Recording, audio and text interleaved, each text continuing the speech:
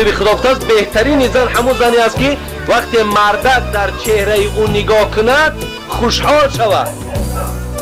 ببینید وقتی مردک در چهره زن نظر کند چهره زن همچنان چهره با تبسم است، آنچنان چهره خوب به شوهرش نمایش میدهد که مردک از نظر کردن زن خوشحال شود. حبیب خدا گفت این زن زن جنتی است و این زن بهترین زن است.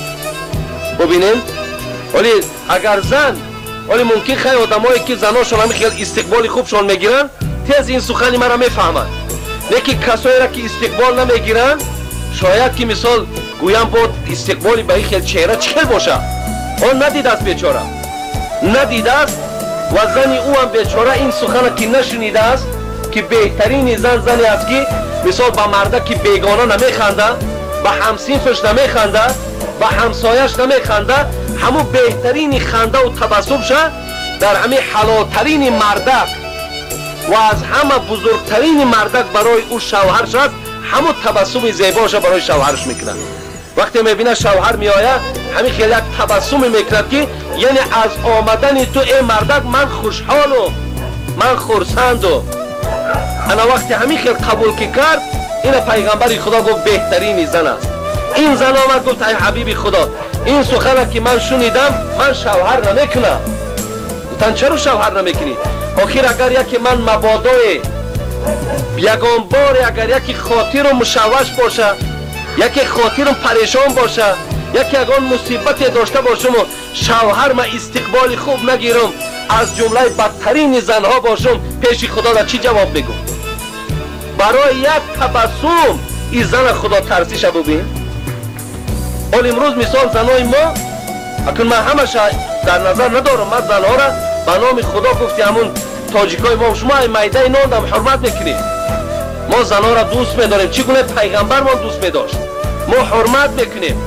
فقط دلالت اون همین است که خواهر عزیز دیگر یگانه چیزی تو را جنت میبره حرمت شوهر میبره، یگانه چیزی که تو را وارد جنت میکند اینم چی است؟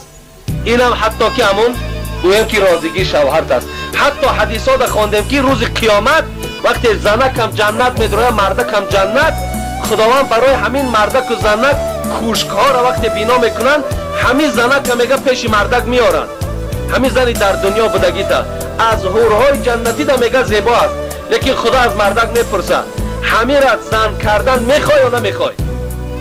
این اگر میگه زنی خوب باشه، زنی بود در دنیا که بسیار مونیس بود، غمخوار بود، مردک همه پستی و بلندی هاش اهمیت میداد، همونجا مردک هم که دلش میکشد است میگفت است بله پروردگار میخواهم که با این در همین جمع چی باشم؟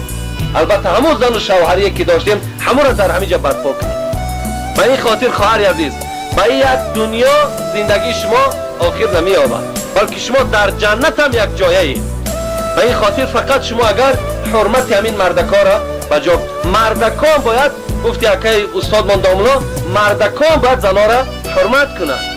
چگونه پیغمبر من حرمت میکرد، عایشه چه خیلی که پیغمبر را حرمت میکرد همچنان حرمت کنیم. ولی زنای ما و شما حرمت در چی میبینند؟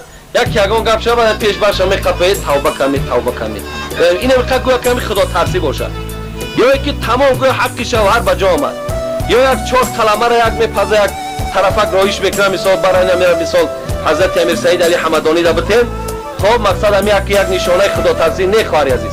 تو اگر اون کلمه را سریع قدی بخیز در پیش مردک بپس پیشه که مردک در بمان او ثوابی را که تو در ایجا میگیری اگر تمام دنیا را تقسیمش که خیلی ثواب نیست. مرحمت برای تو بهترین راه، بهترین توشه انا همین است. خدا همه ما و شما را خاتمه بخیر دهد و خدای مهربان ما و شما را به آن چیزی که شنیدیم عمل کننده گرداند. و این دادر ما عبدالکریم هم خدا عمر دراز و تن صحت و با خداوند روزهای همت خرسندی را در خانه شما باز زیادتر گرداند و همه برادرایی که در اینجا مالی و جانی خدمت کردند، برادرایی که حضور دارند در این مجلس، خداوند در قدمهاتون حسنات نصیب کند و همه زنهای ما و شما را خدا توفیق و اراده مستحکم دهد که همیشه پایبند حرمت شوهرها باشند و شوهرها را هم خداوند همچنان توفیق و غیرت نصیب گرداند که حرمت زنها را به جا